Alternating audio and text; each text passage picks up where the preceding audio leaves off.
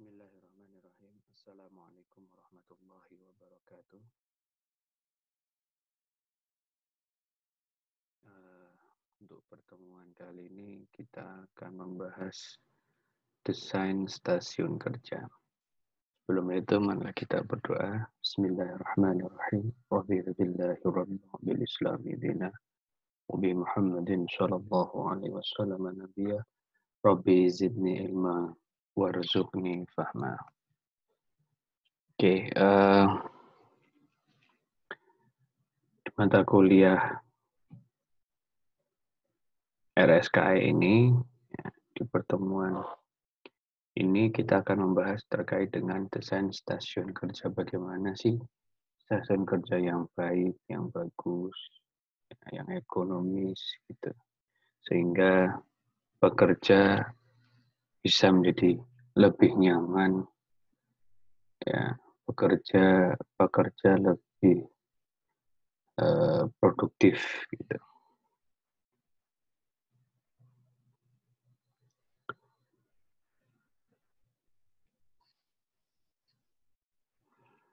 Stasiun kerja, area, tempat, atau lokasi di mana aktivitas produksi terjadi. Stasiun kerja berpengaruh terhadap hasil kinerja. Jadi, tempat kerja seorang operator itu menentukan bisa ya menentukan produktif atau tidaknya. Gampangannya banyak misalnya di suasana di ruang kerja atau di meja kerja yang tidak nyaman gitu, sehingga misalnya berantakan, meja berantakan dan lain sebagainya. Salah satu contoh ya, berantakan sehingga tidak bisa nyaman dalam bekerja dan ujung-ujungnya bisa kepada tingkat keproduktivitas. Maka kalau di sebuah perusahaan, apalagi manufaktur gitu, yang sering kita lihat, mereka sebisa mungkin mendapatkan stasiun kerja yang ergonomis, sehingga pekerja menjadi lebih nyaman dalam melakukan sebuah pekerjaan efektif, efisien. Gitu.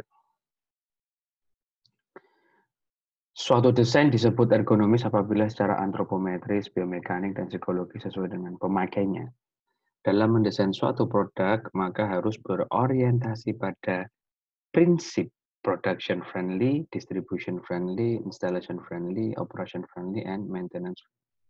Desain harus berpusat pada manusia pemakainya, agar setiap desain produk baik secara fungsi, teknis teknologis, ekonomis, estetis, maupun ergonomis sesuai dengan kebutuhan pemakainya. Maka stasiun kerja pun akan memiliki setting gitu kan, setting kerja atau tempat kerja yang berbeda-beda sesuai dengan kebutuhan. Maka tadi saya tahu dibilang di manufacturing dia bagian apa, divisi apa, maka akan berbeda-beda dalam hal desain kerjanya.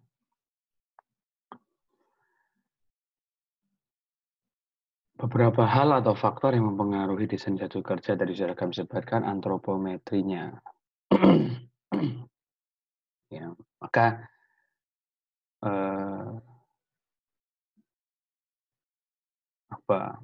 ya nanti misalnya desain kursi atau desain meja sebisa mungkin sesuai dengan misalnya bentuk tubuh manusianya, misalnya duduk berdirinya atau letak tangannya dan lain-lain.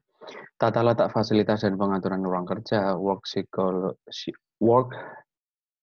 physiology and biomechanics, keselamatan dan kesehatan kerja, di metode kerja, pengukuran waktu kerja, ergonomi kognitifnya, hubungan perilaku manusia, dan maintainability.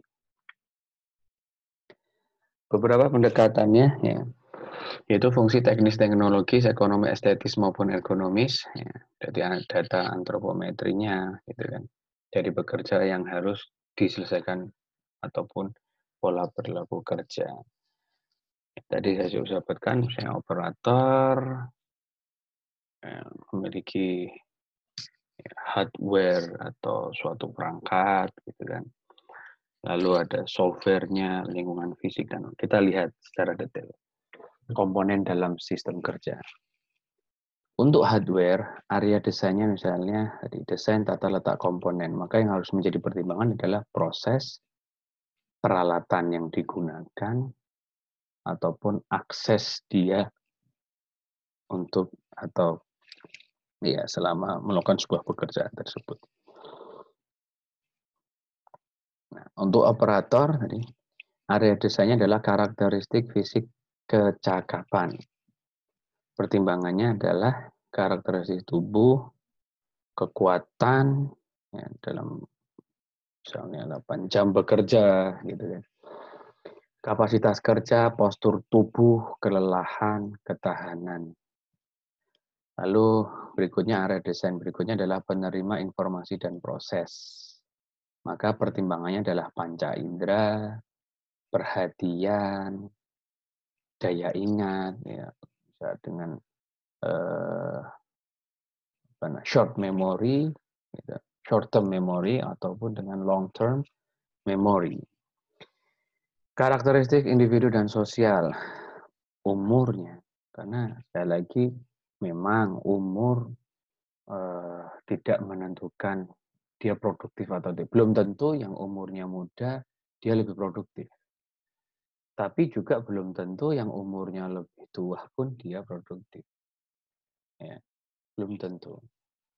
Semua itu memang kadang yang umur lebih, ini kita nggak mungkin umur ya, mungkin pekerjaannya dia sudah lebih lama lah yang bisa dikatakan ya bisa dikatakan produktif karena dia mungkin lebih berpengalaman gitu, dibandingkan yang orang yang baru masuk gitu, walaupun umurnya lebih muda misalnya. Ya. Tapi juga kalau di sebuah perusahaan yang fisik, kalau dia itu memilih umur yang sudah cukup tua gitu, maka akan mempengaruhi sebuah pekerjaan yang dia lakukan karena masalahnya tadi bisa di kelelahan, gitu kan, masalah ketahanan. Jenis kelamin laki-laki dan perempuan ya pasti akan sedikit berbeda, di mana laki-laki yang ya walaupun tidak selalu ya, tapi laki-laki memiliki kekuatan yang lebih besar dibandingkan wanita. Latar belakang budaya, suku, keterampilan, ya, keterampilan ini juga terampil dan tidaknya itu memang sebuah karakter manusia tersebut. Ya. Walaupun ya, terampil itu bisa dibentuk, tapi tergantung kepada individunya masing-masing. Training, gitu. Nah tadi ini training itu kan untuk orang yang mungkin tidak bisa, di training menjadi bisa kan gitu. Atau orang yang sudah bisa, biasanya ikut training lagi supaya lebih expert lagi. Motivasi, kepuasan kerja, dan interest, kejenuhan, dan perilaku. Nah, untuk komponen software, area desainnya, performansi beban kesalahannya adalah pertimbangannya adalah standar operasi, buku penuntun simbol, SOP lah, gitu kan. SOP-nya seperti apa? Banyak orang melakukan kesalahan karena tidak mengikuti SOP yang berlaku. Ada orang musik ini meremehkan, apain sih SOP di jalan ini. SOP kayak gitu ngapa sih dilakukan kayak gitu. Nah, hal yang remeh itulah yang terkadang bisa ya saya bilang mungkin kalau di perusahaan bisa menjadi sebuah ya kecelakaan kerja karena meremehkan suatu standar gitu kan. Contoh kalau di struktur gitu, kalau di bangunan misalnya, siapapun harus menggunakan helm, gitu kan. Walaupun resikonya mungkin ya tidak terlalu besar, tapi bisa 1% misalnya ada batu yang bisa terpental misalnya atau dan lain sebagainya itu akan menjadikan sebuah kecelakaan kerja. Maka dari itu SOP yang sudah dibuat, SOP itu tidak bisa dibuat seenaknya, pasti melakukan sebuah prosedur gitu. Nah, selama SOP itu ada, maka mau nggak mau, suka tidak suka harus dipatuhi. Lalu komponen lingkungan, area desainnya adalah performance yang aman dan selamat, pertimbangannya iklim kerja, kebisingan, penerangan, vibrasi mekanik, dan ventilasi, dan lain-lain sebagainya. Ya. Yang paling memang penting misalnya pekerjaan-pekerjaan yang membutuhkan ketelitian, maka kebutuhan penerangan atau cahaya yang cukup ya supaya tidak mengalami ya, kesalahan, ya, mengurangi ya jangan sampai terjadi sebuah kesalahan. Nah, untuk komponen organisasi, untuk area desain adalah organisasi personalia, di mana pertimbangannya adalah waktu kerja istirahat, rotasi kerja, kerja bergilir, interes, kepuasan, tanggung jawab, dan interaksi sosial. Merotasi pegawai, tidak selalu dia bekerja di misalnya di jam shift 1 terus. Walaupun memang ada terjadi sebuah perusahaan karena tadi senioritas sehingga saya maunya pagi, saya nggak mau malam. Nah, kita harus lihat juga kenapa apa namanya, misalnya tadi masalah umur dan lain sebagainya mungkin bisa, tapi kalau ngomongin senioritas kita nggak bisa terus ngalah dengan dia pagi terus. Kita harus bisa melakukan sebuah ya, rotasi gitu kan supaya pekerjaannya bisa lebih baik misalnya. Jadi waktu kerja istirahat itu harus dipertimbangkan apakah perusahaan-perusahaan yang melakukan atau di manufaktur ini ya operator yang melakukan sebuah pekerjaan yang sebuah ketelitian tidak bisa dia bekerja dalam waktu 8 jam dia bekerja, harus 8 jam benar-benar duduk di sebuah stasiun kerja, tapi dia harus melakukan biasanya 2 jam istirahat, mungkin setengah berapa menit, nanti baru 2 jam lagi misalnya. Tidak bisa 8 jam atau 7 jam terus melakukan pengamatan. Nah ini sekali lagi ini dibutuhkan ya ya tadi mungkin bisa aturan-aturan tertentu atau SOP tertentu untuk supaya lebih baik. Menggunakan antropometri ya dalam melakukan sebuah desain. Satu, tentukan populasi pemakai, kita harus tahu siapa pemakainya. Pilih proporsi populasi yang diakomodir, tentukan dimensi tubuh yang penting dalam perancangan, apakah dimensi tangan, dimensi kaki, dimensi badan, gitu kan. Dimensi punggung dan lain sebagainya. Tentukan nilai persentilnya dan tentukan allowance. Desain tempat kerja dan sikap kerja dalam satu stasiun kerja bukan hanya produk desain. Posisi tubuh saat bekerja ditentukan oleh jenis pekerjaannya masing-masing. Posisi kerja berpengaruh berbeda terhadap tubuh. Sikap kerja duduk, berdiri, maupun kerja yang dinamis. Pertama, desain tempat kerja dan sikap kerja duduk. Keuntungannya adalah pembebanan pada kaki dapat dikurangi. Pemakaian energi dan keperluan untuk sirkulasi darah dapat dikurangi. Mempunyai derajat stabilitas tubuh tinggi, mengurangi kelelahan dan keluhan subjektif bila bekerja lebih dari 2 jam, tenaga kerja dapat mengendalikan kaki untuk melakukan gerakan. Nah, kelemahannya apa? Yaitu sikap duduk yang terlalu lama dapat menyebabkan otot perut melembek, tulang belakang akan melengkung sehingga cepat lelah. Ya, jadi kalau duduk terlalu lama, ya kerja yang mungkin tadi 8 jam harus duduk lama, efeknya adalah salah satunya mungkin tulang belakangnya akan melengkung. Ya, jadi apa sakitnya nanti di belakang bisa kita sampaikan. Desain tempat kerja dan sebab kerja duduk. Ya, ini ada salah satu contoh desain satu kerja yang baik. Gitu kan. Kalau misalnya di depan laptop, di depan komputer, maka ya bisa menggunakan kursi yang fungsinya bisa dinaikkan turun sesuai dengan kebutuhan ataupun diberikan pijakan di kaki misalnya. Atau mendesain meja yang digunakan sesuai dengan kebutuhan.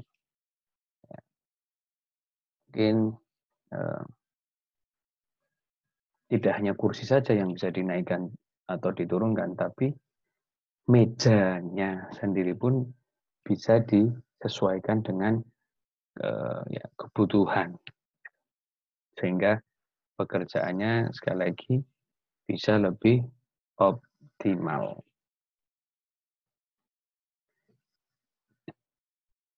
Desain tempat kerja dan sikap kerja duduk.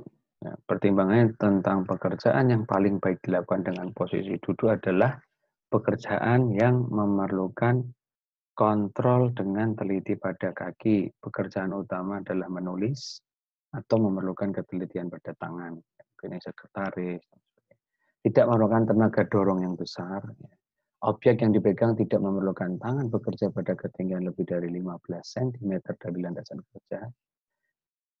Diperlukan tingkat kestabilan tubuh yang tinggi, pekerjaan dilakukan pada waktu yang lama, dan seluruh objek yang dikerjakan masih dalam jangkauan dengan posisi duduk. Ya, ini salah satu contoh tadi admin gitu atau sekretaris. Oke, next.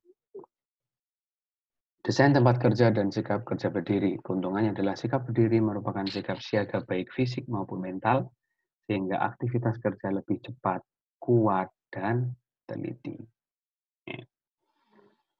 Jadi kalau sikap berdiri itu akan ya bahasanya lebih kokoh gitu ya, melakukan sebuah pekerjaan yang notabene pekerjaan yang harus melakukan sebuah gerakan yang lebih cepat. Gitu.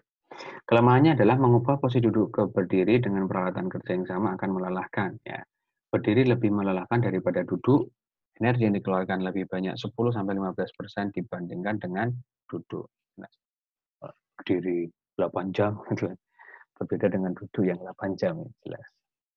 Ya, maka posisi berdiri memang lebih, effortnya lebih tinggi dibandingkan yang duduk. Pekerjaan yang paling baik dilakukan dengan posisi berdiri adalah tidak tersedia tempat untuk kaki dan lutut. Harus memegang objek yang berat, di mana lebih dari 4,5 kilogram, sering menjangkau ke atas, ke bawah, dan ke samping. Sering dilakukan pekerjaan dengan menekan ke bawah, dan diperlukan mobilitas tinggi. Nah, ini yang sering dilakukan posisi berdiri itu adalah mungkin yang sering kita lihat di lapangan, ada tukang fotokopi misalnya yang salah satu contoh. Mungkin teman-teman bisa nanti mencari contoh yang lain. Ya. Nah, dia harus menjangkau misalnya kertas, harus memindahkan buku ke meja kanan, meja kiri, dan sebagainya. Ya, mungkin kalau kita lihat contoh merakit. Gitu. Nah, tadi kalau misalnya butuh kecepatan, butuh ketelitian, ya, supaya lebih efektif. Yang ketiga adalah desain tempat kerja dan sikap kerja dinamis. Kombinasi desain kerja untuk posisi duduk dan berdiri menjadi satu desain dengan batasan sebagai berikut. Satu, pekerjaan dilakukan dengan duduk pada suatu saat dan saat lainnya dilakukan dengan berdiri saling bergantian. Dua, perlu menjangkau suatu lebih dari 40 cm ke depan atau 15 cm di atas landasan kerja. Yang ketiga adalah tinggi landasan kerja dengan kisaran 90 sampai 120 cm merupakan ketinggian yang paling tepat baik untuk posisi duduk maupun berdiri. Ya. Kalau tadi mungkin sekretaris hanya butuh duduk saja. Nah, lalu kalau tadi saya contoh-contoh orang yang mau fotokopi ya dia berdiri saja. Tapi yang pekerjaan di sini adalah pekerjaan yang bisa mengkombinasi antara duduk dan berdiri. Inilah ilustrasi gambar pekerjaan-pekerjaan yang bisa dilakukan. Saya pernah di sebuah perusahaan alat kesehatan dengan posisi yang seperti yang ada di gambar. Dia mengassembly ya, dari satu part ke part yang lain. Salah satu contohnya seperti itu. Posisi duduk berdiri merupakan posisi terbaik dan lebih dikehendaki daripada hanya posisi duduk saja atau berdiri saja. Posisi duduk berdiri yang telah banyak dicobakan di industri ternyata mempunyai keuntungan secara biomekanis karena tekanan pada tulang belakang dan pinggang 30% lebih rendah dibandingkan dengan posisi duduk saja atau berdiri saja. Artinya tadi sekali lagi duduk posisi kerja duduk kombinasi duduk berdiri ya itu bisa menjadi sebuah ya rekomendasi untuk pekerjaan-pekerjaan yang memang sekali lagi lebih ya lebih teliti gitu ya supaya tadi tidak terlalu lama duduk ataupun tidak terlalu lama berdiri, kombinasi dari dua tersebut. Nah, pemilihan sikap kerja terhadap jenis pekerjaan yang berbeda tergantung pada tabel. Oke. Jenis pekerjaannya mengangkat 5 kg, pilihan pertamanya berdiri, pilihan keduanya duduk berdiri. Pekerjaan di bawah tinggi siku berdiri, pilihan keduanya duduk berdiri. Menjangkau horizontal di luar daerah jangkauan optimum, pilihan pertama adalah berdiri dan keduanya duduk berdiri. Pekerjaan ringan dengan pergerakan yang berulang, cukup dengan duduk, lalu pilihan keduanya duduk berdiri. Pekerjaan yang perlu ketelitian, ya, pilihan pertama duduk, lalu berikutnya duduk berdiri. Ya tadi kalau ketelitian, ya misalnya kalau orang menjahit, gitu kan butuh beda ya, butuh kecepatan, ya, butuh kecepatan untuk sesuatu misalnya assembly ini butuh ketelitian misalnya menjahit kalau kita teman-teman pernah datang ke pabrik sarung tangan atau glove dan sebagainya gitu ya untuk menjahit itu. Biasanya mereka di stasiun kerja tersebut semuanya duduk karena butuh sebuah ketelitian. Lalu inspeksi dan monitoring dengan cara duduk berikutnya duduk berdiri. Dan yang pekerjaan yang sering berpindah-pindah, gitu, karena harus pindah dari satuan kerja satu ke satuan kerja yang lain, bisa dengan cara duduk berdiri, dan pilihan keduanya adalah berdiri. Karena kalau pilihan duduk, nanti akan hanya duduk saja, nanti akan ya mengalami ya perpindahan dari duduk terus tiba-tiba berdiri itu nanti akan lama-kelamaan akan menjadi sebuah kelelahan atau bisa nantinya menjadi penyakit akibat kerja. Ini adalah ilustrasi layout stasiun kerja duduk terhadap akses sering, akses agak sering, dan akses jarang. Ya.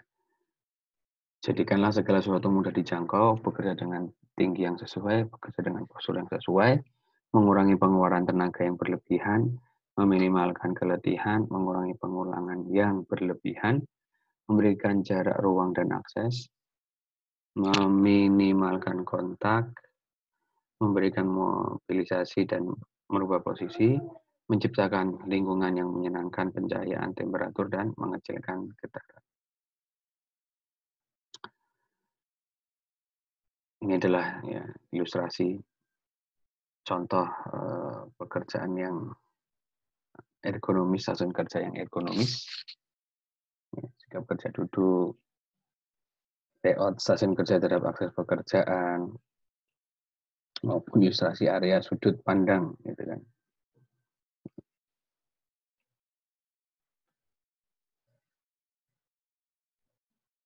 Berikutnya, ini desain kursi sesuai dengan tadi kita sebut. Salah satunya bisa menggunakan antropometri, ya, maka kita bisa tahu senderannya itu menggunakan ya yang mana gitu kan. Atau tadi saya bilang tidak hanya kursi yang bisa dinaikkan turunkan, tapi bisa dengan meja yang bisa dirubah. Nah, pekerjaan ringan itu tinggi landasan kerjanya sedikit lebih rendah, kurang lebih 5 cm dari tinggi siku berdiri. Pekerjaan berat 20-40 cm di bawah tinggi siku berdiri, dan pekerjaan yang membutuhkan ketelitian tinggi ataupun pencahayaan yang lebih maka membutuhkan 5-10 cm di atas tinggi siku berdiri. Ya, semoga teman-teman nanti kalau ke lapangan sekali lagi bisa melihat para operator gitu kan. Oh, dia pekerjaannya apakah hanya butuh ya ketelitian atau kecepatan, lalu kira-kira posisi duduknya seperti apa, atau posisi berdirinya seperti apa, atau bahkan tadi duduk berdirinya seperti apa. Maka penyakit yang timbul akibat posisi kerja yang salah banyak ya, nanti yang mungkin lelah di leher atau di punggung gitu. Itu bisa dengan skoliosis, lordosis maupun kifosis. Oke, mungkin itu yang bisa kami sampaikan. Kurang lebihnya mohon maaf. Subhanakallahumma bihamdika asyhadu an la ilaha illa anta astaghfiruka wa atubu ilaik. Assalamualaikum warahmatullahi wabarakatuh.